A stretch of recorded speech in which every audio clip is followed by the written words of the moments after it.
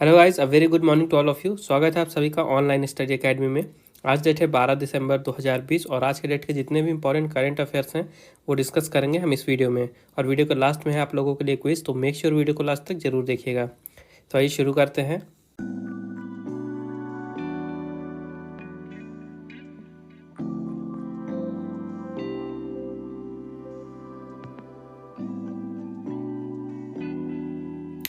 तो आज का पहला अपडेट है, defence minister Rajnath Singh attends ASEAN defence ministers meeting plus. रक्षा मंत्री राजनाथ सिंह जी ने आसियान रक्षा मंत्रियों की बैठक प्लस में भाग लिया। तो अभी हाल ही में जो ADMM प्लस है यानी कि ASEAN defence ministers meeting plus, उसकी 10वीं वर्षगांठ थी, तो उसी के उपलक्ष्य में एक मीटिंग ऑर्गेनाइज कराई गई थी। कहाँ पे? वियतनाम के हनोई में। ओके, तो इसी मीटिंग में भारत के डिफेंस मिनिस्टर राजनाथ सिंह जी ने भी पार्टिसिपेट किया है। और हालांकि ये जो मीटिंग है इसको होस्ट किया था वियतनाम ने, लेकिन ये जो मीटिंग है ये पेंडेमिक के कारण पूरा वर्चुअली मोड में हुई थी। और जो ये ADMM प्लस की मीटिंग है ये हर साल आयोजित की जाती है। तो इसमें जो 10 एशियन कंट्रीज़ मेंबर हैं आसियान की, उसके अलावा जो 8 पार्टनर कंट्रीज़ हैं उन सभी कंट्रीज़ के डिफेंस मिनिस्टर मीटिंग करते हैं यहाँ पे। तो जो 2021 में आसियान है, आसियान की चेयरमैनशिप जाएगी 2021 में ब्रुनेई दारुसलाम में। ओके, ये चीज़ याद रखिएगा। तो जो आसियान है इसका फुल फॉर्म है association of south east Asian Nations, और 2020 में इसकी जो अध्यक्षता है ये है वियतनाम के पास, और 2021 में जो अध्यक्षता है ये जाएगी ब्रुनेई दारुसलाम के पास। और जो सेक्रेटेरिएट है आसियान का ये है इंडोनेशिया के जकार्ता में, और सेक्रेटरी जनरल हैं डैटो लिम जॉक होई। और कौन कौन सी 10 मेंबर कंट्रीज़ हैं आसियान की, तो ये हैं Brunei Darussalam, Cambodia, Indonesia, Laos, Malaysia, Myanmar, Philippines, Singapore, Thailand और वियतनाम। और जो पापुआ न्यू गिनी है यानी PNG, इसे ऑब्जर्वर का स्टेटस मिला हुआ है अभी। नेक्स्ट अपडेट है, UNICEF day was observed on 11 दिसंबर। 11 दिसंबर को यूनिसेफ दिवस मनाया गया। तो हर साल 11 दिसंबर को ये जो यूनिसेफ डे है इसे ऑब्जर्व किया जाता है। तो हुआ क्या था, 1946 में 11 दिसंबर के ही दिन जो यूनाइटेड नेशन जनरल असेंबली है उन्होंने यूनिसेफ को क्रिएट किया था। ओके, तो जब वर्ल्ड वॉर 2 ख़त्म हुआ था उस टाइम पे जो भी चिल्ड्रंस थे उन चिल्ड्रंस के हेल्थ के लिए, उनकी न्यूट्रिशन के लिए, उनके एजुकेशन और उनके जनरल वेलफेयर के लिए एक ऑर्गेनाइजेशन बनाई गई जिसका नाम दिया गया था United Nations International Children's Emergency Fund. Okay, इसी का शॉर्ट फॉर्म बनाया गया था यूनिसेफ। ओके, हालांकि बाद में जो यूनिसेफ है इसका नाम चेंज कर दिया गया था, इसका नया नाम था United Nations Children's Fund. Okay, और अभी प्रेजेंट में ये यूनाइटेड नेशन चिल्ड्रंस फंड के नाम से ही जाना जाता है, लेकिन शॉर्ट में अभी भी इसे यूनिसेफ ही कहा जाता है। इसका हेडक्वार्टर है न्यूयॉर्क USA में, और यहाँ के एग्जीक्यूटिव डायरेक्टर हैं हेनरीटा H4। ओके, तो 11 दिसंबर को याद रखिएगा यूनिसेफ डे मनाया जाता है। इसके अलावा 11 दिसंबर को ही एक और इम्पॉर्टेंट डे मनाया गया, वो था इंटरनेशनल माउंटेन डे यानी कि अंतर्राष्ट्रीय पर्वतीय दिवस। और इस साल के लिए थीम रखी गई थी माउंटेन बायोडाइवर्सिटी। ओके, थीम जरूर याद रखिएगा, माउंटेन बायोडाइवर्सिटी। तो 11 दिसंबर को इंटरनेशनल माउंटेन डे क्यों मनाया जाता है? हर साल ये दिन मनाया जाता है ताकि जो माउंटेन है यानी पर्वत है उनके इम्पोर्टेंस के बारे में लोगों के बीच में जागरूकता फैलाई जा सके। इसके अलावा जो माउंटेन पीपल्स हैं यानी पर्वत के आसपास जो पीपल्स रह रहे हैं और जो वहाँ का इन्वायरमेंट है उसके लिए अलायंस बनाना जो कि वहाँ पे पॉजिटिव चेंज ला सके। उसके अलावा ये जो यूनाइटेड नेशंस जनरल असेंबली है उन्होंने 2003 में इस दिन की स्थापना की थी। ओके, जो माउंटेन है उनके आसपास सस्टेनेबल डेवलपमेंट के लिए 2003 में इंटरनेशनल माउंटेन डे की स्थापना की गई थी UNGA के द्वारा। उसके अलावा 2002 में जो यूनाइटेड नेशंस हैं उन्होंने पूरे साल को United nation international year of mountains के रूप में भी घोषित किया था। कौन सा साल? 2002 का साल। नेक्स्ट अपडेट है, Uttarakhand builds its first eco bridge for small animals. Uttarakhand ने छोटे जानवरों के लिए पहला इको ब्रिज बनाया है। तो सबसे पहले ये जान लेते हैं कि इको ब्रिज क्या होता है। तो नॉर्मली जो ब्रिज होते हैं आपको पता है उसमें कई तरह के मेटल्स, आयरन, सीमेंट्स, ये सारी चीज़ें यूज़ होती है, उनके द्वारा उसका कंस्ट्रक्शन होता है। लेकिन जो इको ब्रिज होते हैं इनमें किसी भी तरह का मेटल या आयरन या सीमेंट कुछ भी यूज़ नहीं होता है। ये जो इको ब्रिज होते हैं पूरी तरह से जो इको फ्रेंडली आइटम्स होते हैं उनसे बनाया जाता है, जैसे कि रस्सियाँ, घास और जो बांस होते हैं तो इनका यूज़ करके ये ब्रिज बनाया जाता है। तो ये उत्तराखंड का पहला इको ब्रिज बनाया गया है। कहाँ पे बनाया गया है? काला डूंगी नैनीताल हाईवे पे। ओके, ये जो ब्रिज है इसकी लंबाई है 90 फीट की और चौड़ाई है 5 फीट की। और ये बनाया क्यों गया है? तो हाईवे में जब भी गाड़ियाँ क्रॉस होती हैं तो कई बार छोटे छोटे जानवर जैसे रेप्टाइल्स हो गए या छोटे छोटे डॉग्स या बिल्लियाँ, छिपकली, कुछ भी, तो गाड़ी के नीचे आ जाती हैं और उसके बाद उनकी मौत हो जाती है एक्सीडेंट में। तो इन्हीं तरह के एक्सीडेंट से इन जानवरों को बचाने के लिए ये छोटा सा इको ब्रिज बनाया गया है, ताकि जो भी छोटे मोटे जानवर हैं उनको व्हीकल एक्सीडेंट से बचाया जा सके। ओके, और ये जो ब्रिज है पूरी तरह से इको फ्रेंडली है। और बात करें उत्तराखंड की तो यहाँ के चीफ मिनिस्टर हैं त्रिवेंद्र सिंह रावत, गवर्नर है बेबी रानी मौर्य, और कैपिटल है, विंटर कैपिटल है देहरादून, और अभी कुछ ही समय पहले समर कैपिटल बनाई गई है गैरसैंण। नेक्स्ट अपडेट है कैबिनेट अप्रूव्स आत्मनिर्भर भारत रोजगार योजना। तभी हाल ही में केंद्रीय कैबिनेट ने, जिसकी अध्यक्षता नरेंद्र मोदी जी ने की, उन्होंने आत्मनिर्भर भारत रोजगार योजना को मंजूरी दे दी है। और ये जो अप्रूवमेंट है ये क्यों दिया गया है? तो जो भी फॉर्मल सेक्टर है वहाँ पे रोजगारी को बूस्ट देने के लिए जो है तो ये आत्मनिर्भर भारत रोजगार योजना को मंजूरी दी गई है।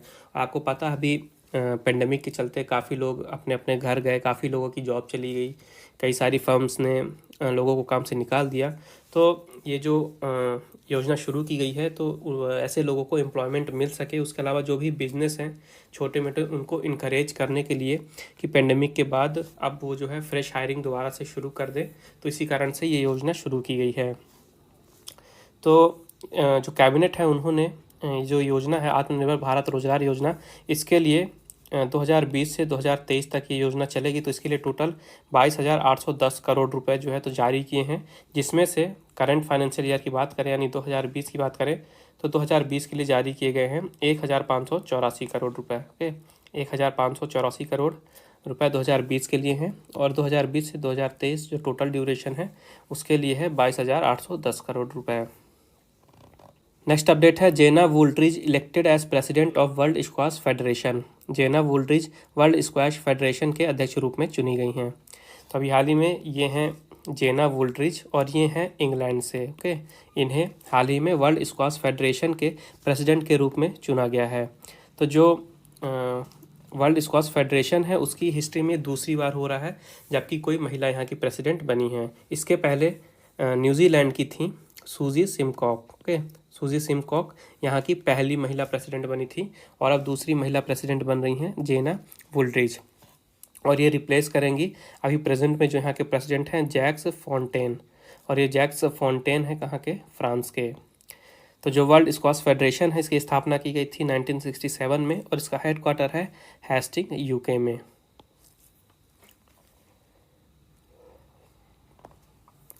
नेक्स्ट अपडेट है Annika Sorenstam elected as president of international golf federation. Annika Sorenstam को अंतर्राष्ट्रीय गोल्फ महासंघ के अध्यक्ष के रूप में चुना गया है। तो ये हैं अनिका सोरेनस्टैम, और इन्हें अभी हाल ही में जो इंटरनेशनल गोल्फ फेडरेशन है जो कि all over the world golf के लिए एक गवर्निंग बॉडी है, उन्होंने अपने प्रेसिडेंट के रूप में इनको चुन लिया है, नियुक्त कर लिया है, और इनका कार्यकाल शुरू होगा 1 जनवरी 2021 से। तो अभी जो प्रेजेंट में इंटरनेशनल गोल्फ फेडरेशन के प्रेसिडेंट हैं पीटर डॉसन, वो 10 सालों तक अभी यहाँ पे प्रेसिडेंट के तौर पे काम कर रहे थे, और अब उन्होंने अपना पद छोड़ दिया है। तो अब उनकी जगह नई प्रेसिडेंट होंगी अनिका सोरेनस्टैम। और जो इंटरनेशनल गोल्फ फेडरेशन है इसकी स्थापना हुई थी 1958 में, और इसका हेडक्वार्टर है ल्यूजेन स्विट्जरलैंड में।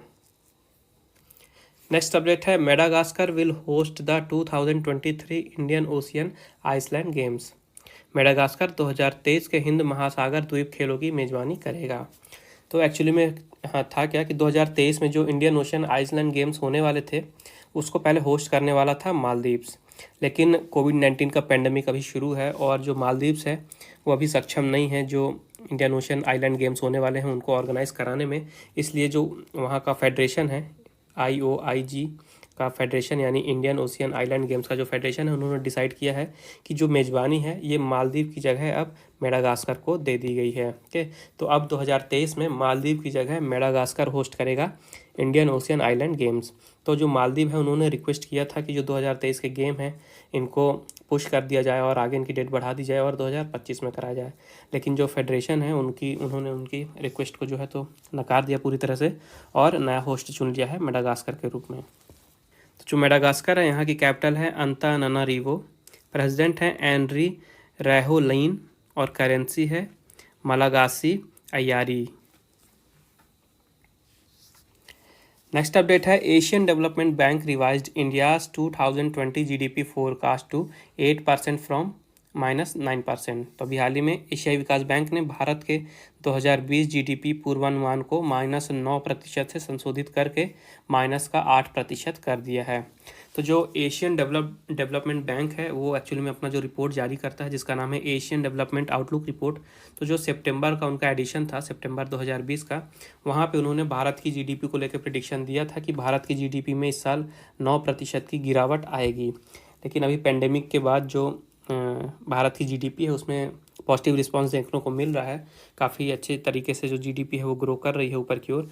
तो जो उनका दिसंबर का एशियन डेवलपमेंट आउटलुक रिपोर्ट आया है, उन्होंने जो भारत की जीडीपी को लेकर प्रेडिक्शन दिया था पूर्वानुमान, उसको दोबारा से रिवाइज किया है और अब जो नया फोरकास्ट किया गया है भारत की जीडीपी को लेके यह है -8% का। यानी अब भारत की जीडीपी में 2020 में 8% की दर की गिरावट आएगी।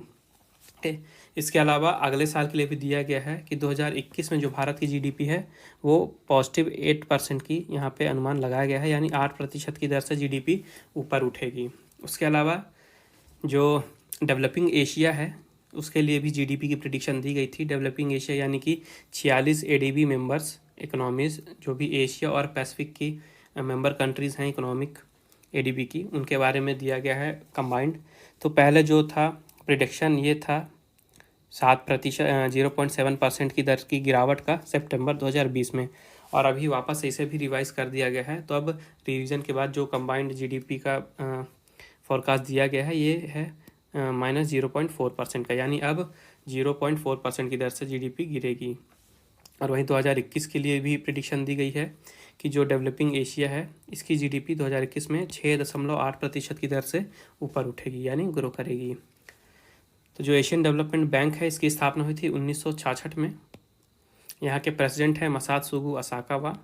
इसका हेडक्वार्टर है मनीला फिलीपींस में, और यहाँ के मेंबर हैं 68 कंट्रीज जिसमें भी भारत भी शामिल है। जिसमें कि नेक्स्ट अपडेट है Nitin Gadkari inaugurated the Koilwar bridge over Son river in Bihar. तभी हाल ही में नितिन गडकरी जी ने बिहार के सोन नदी पर बने कोइलवर पुल का उद्घाटन किया है। तो जो नितिन गडकरी जी हैं ये भारत के road transport and highway minister हैं, और इन्होंने इनॉग्रेट किया अभी बिहार में जो सोन नदी है, सोन नदी पे एक ब्रिज बना है कोइलवर ब्रिज, तो उसी ब्रिज का उद्घाटन किया है इन्होंने।